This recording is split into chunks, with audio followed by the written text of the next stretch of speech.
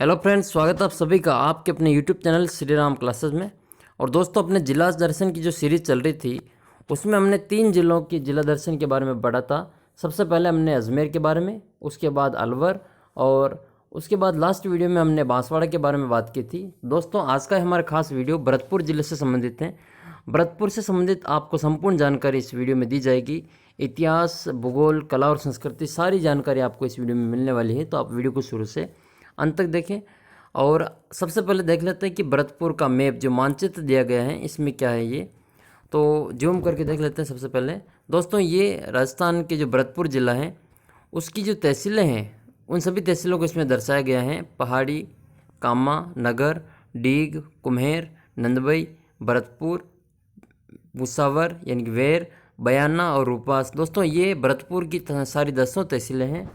और आइए हम सबसे पहले देख लेते हैं कि इसकी जो प्रशासनिक इकाइयाँ भरतपुर की वो कौन कौन सी हैं। दोस्तों, भरतपुर में 11 तहसीलें हैं और 10 पंचायत समितियाँ हैं।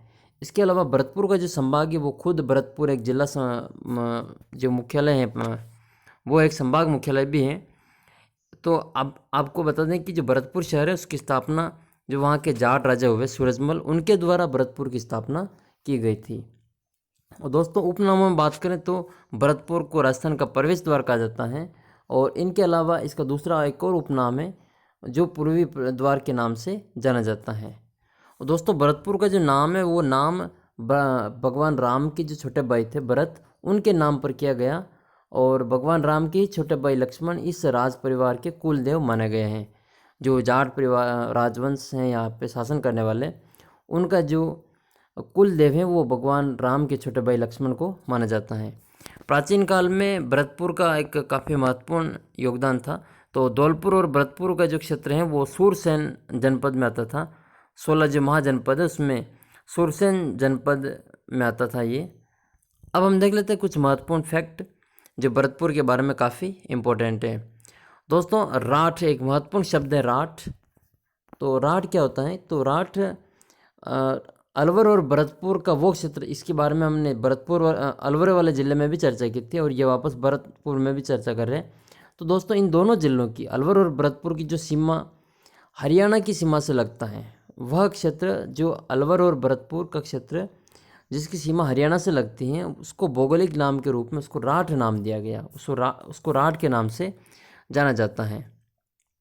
इसके अलावा दोस्तों, एक महत्वपूर्ण फैक्ट है, काफ़ी बार प्रश्न पूछा गया है ये, कि अलवर, भरतपुर, धौलपुर की रियासतें एकीकरण के समय जो भाषाई समानता के आधार पे उत्तर प्रदेश में मिलना चाहती थी। 3 प्रमुख रियासतें थी ये, अलवर, भरतपुर, धौलपुर, जो कि एकीकरण के समय इनकी भाषा यूपी से मिलती जुलती हैं, तो ये यूपी में मिलना चाहते थे। यहाँ पे दोस्तों एक महत्वपूर्ण आंदोलन हुआ था, मेव किसान आंदोलन, जो कि 1932 से 1933 तक चला था। और इसका नेतृत्व जो किया था वो डॉक्टर मोहम्मद अली के द्वारा किया गया था।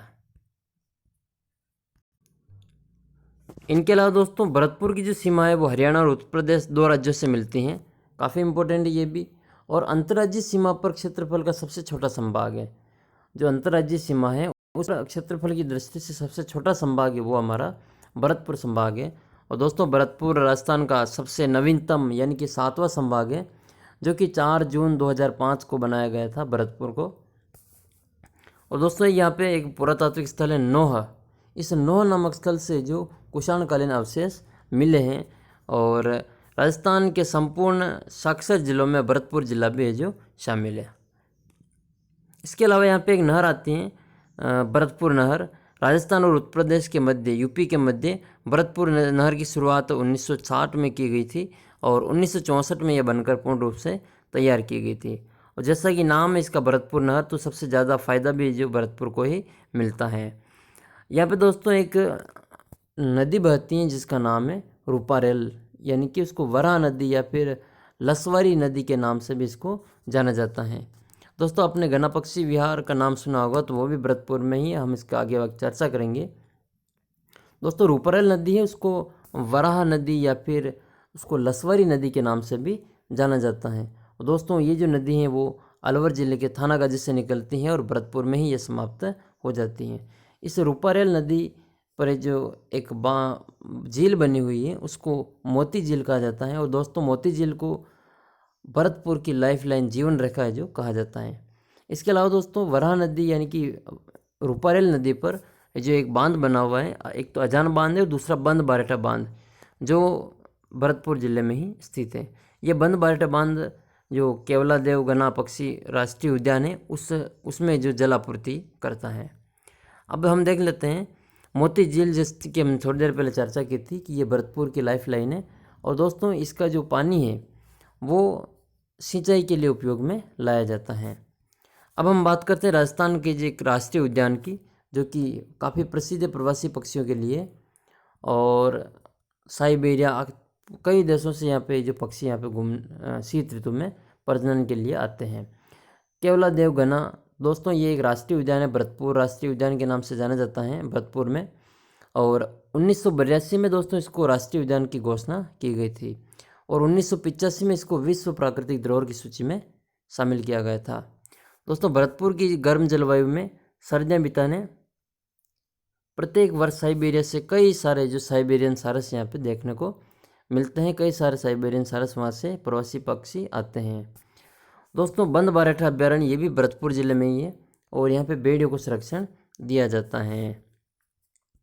काफ़ी एक महत्वपूर्ण अभेद्य लोहागढ़ दुर्ग के नाम से अजय दुर्ग है एक, तो काफ़ी प्रसिद्ध है ये भी, इसके बारे में जानकारी प्राप्त कर लेते हैं। तो आइए देखते हैं लोहागढ़ दुर्ग।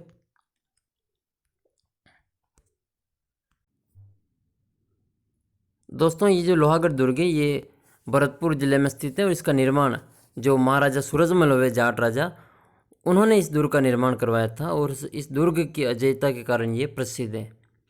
इस दुर्ग में जवाहर बुर्ज है जो कि महाराजा जवाहर सिंह दिल्ली विजय के उपलक्ष्य में बनाया गया है। और वहाँ एक दरवाज़ा भी उठा के लाए थे ये दिल्ली से, जो भरतपुर के ही राजा थे वो जवाहर सिंह जी, उनके द्वारा ही एक दरवाज़ा वहाँ से लाया गया था। दोस्तों इस दुर्ग पर सबसे पहले 1805 में लॉर्ड लेक ने जो आक्रमण किया था, लेकिन 4 बार गोलाबारी हुई 1 माह के अवधि में, लेकिन फिर भी उनको सफलता हासिल नहीं हुई थी। इसका कारण ये है कि ये मिट्टी का बना हुआ है, सारे गोले उस मिट्टी में धंस जाते थे और वो काम नहीं करते थे। दोस्तों भरतपुर का जो किला ये है लोहागढ़ दुर्ग, ये पारीख दुर्ग है क्योंकि दोस्तों इसके चारों ओर खाई बनी हुई है जिसको हम सुजान नहर के नाम से जानते हैं। अब बात करते हैं हम डीग का किला। तो दोस्तों डीग का है जो एक महत्वपूर्ण किला है और डीग दोस्तों फवारों और जल महलों के लिए प्रसिद्ध है। इसका निर्माण जो डीग का किला है, इसका निर्माण बदन सिंह के द्वारा 1730 ईस्वी में करवाया गया था। 1730 ईस्वी में करवाया गया था। दोस्तों जो डीग के महल है वो भरतपुर से 37 किलोमीटर उत्तर पश्चिम की ओर स्थित है डीग में। और दोस्तों ये डीग भरतपुर रियासती शासकों की जो प्राचीन राजधानी थी और यहाँ की जो प्रसिद्ध जल महल है वो काफ़ी प्रसिद्ध है। और तालाबों के मध्य जो बने हुए जल महल हैं उसमें महाराजा सूरजमल के द्वारा बनवाए गए हैं। इसमें कई सारे भवन बने हुए हैं,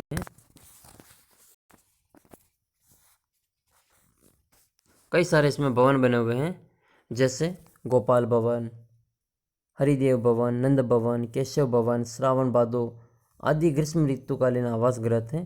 और महाराजा सूरजमल जो युद्ध क्षेत्र में आने के बाद इसमें अपनी थकान मिटाया करते थे। दोस्तों इसके अलावा यहाँ पे एक किला और है जिसको बयाना के किला के नाम से किला है। वो एक ऊंची पहाड़ी पर बना हुआ है जिसको बादशाह दुर्ग या फिर इसको विजयगढ़ के नाम से भी जाना जाता है। दोस्तों बयाना का जो पुराना नाम है इसका पुराणों में मिलता है शोणितपुर, बाणपुर, श्रीपुर और श्रीपंत के नाम से जो पुराणों में इसको बताया गया है। दोस्तों बयाना दुर्ग में समुद्रगुप्त द्वारा बनाया गया विजय स्तंभ राजस्थान का पहला विजय स्तंभ है। दोस्तों एक विजय स्तंभ तनोट माता में भी बना हुआ है और एक विजय स्तंभ बयाना दुर्ग में है तथा एक विजय स्तंभ जो प्रसिद्ध विजय स्तंभ है वो चित्तौड़गढ़ दुर्ग में बना हुआ है। तो आपको कमेंट करना है कि विजय स्तंभ कितना मंजिला है और इसका निर्माण किसने करवाया था। अब हम बात कर लेते हैं कि राणा सांगा और बाबर के मध्य जो युद्ध हुआ था उसके बारे में। दोस्तों 1527 ईस्वी में बाबर और राणा सांगा के मध्य में 2 बार युद्ध हुआ था। एक फरवरी 1527 में बयाना में का युद्ध हुआ था भरतपुर में, और दूसरा युद्ध हुआ था 17 मार्च 1527 को खानवा का युद्ध। दोस्तों ये दोनों जो युद्ध स्थल हैं, बयाना और खानवा का युद्ध, दोस्तों ये दोनों जो भरतपुर ज़िले में स्थित हैं।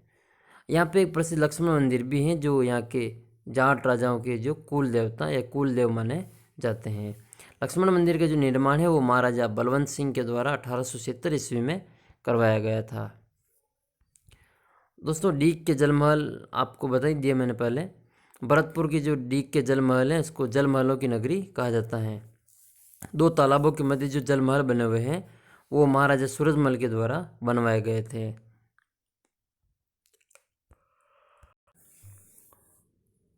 दोस्तों यहाँ पे एक संप्रदाय है लालदासी संप्रदाय, जिसकी प्रधान पीठ है जो नगला जांच भरतपुर में स्थित है, और इसके जो संस्थापक थे वो संस्थापक लालदास जी।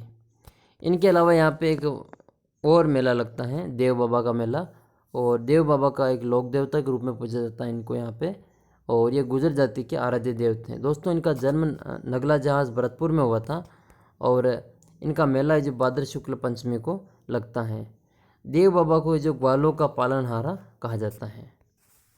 नौटंकी दोस्तों यहाँ का एक प्रसिद्ध लोक नाट्य है जो कि उत्तर प्रदेश की लोक संस्कृति से आया हुआ एक लोक नाट्य है, भरतपुर से काफ़ी प्रसिद्ध है। यहाँ पे दोस्तों ब्रज महोत्सव का आयोजन भरतपुर में ही फरवरी माह में किया जाता है। इसके अलावा जसवंत पशु मेले का आयोजन भी भरतपुर में ही होता है। दोस्तों यहाँ पे रसिया गीत गाए जाते हैं जो ब्रज, भरतपुर और धौलपुर क्षेत्र में गाया जाने वाला सबसे महत्वपूर्ण गीत हैं। दोस्तों एक महत्वपूर्ण स्थान है यहाँ पे सेवर। दोस्तों केंद्रीय सरसों अनुसंधान केंद्र सेवर भरतपुर की स्थापना 1993 में की गई थी, और राजस्थान का जो भरतपुर जिला है वो सरसों के उत्पादन में प्रथम स्थान रखता है। दोस्तों आपको ये कैसा लगा वीडियो कमेंट करके ज़रूर बताना, और दोस्तों आप हमारे टेलीग्राम चैनल से जुड़ सकते हैं, आप श्री राम क्लासेज वहाँ पे सर्च करें। इसके अलावा आप रात 9 बजे हमारे जो फेसबुक ग्रुप है उसमें भी आप ज्वाइन करके दैनिक जो क्विज़ होती हैं रात को 9 बजे उस प्रश्नोत्तरी में आप भाग ले सकते हैं। उन दोनों का हम लिंक इस वीडियो के डिस्क्रिप्शन बॉक्स में आपको दे दूंगा, तो आप वहाँ से इस ग्रुप को और चैनल को ज्वाइन कर लें।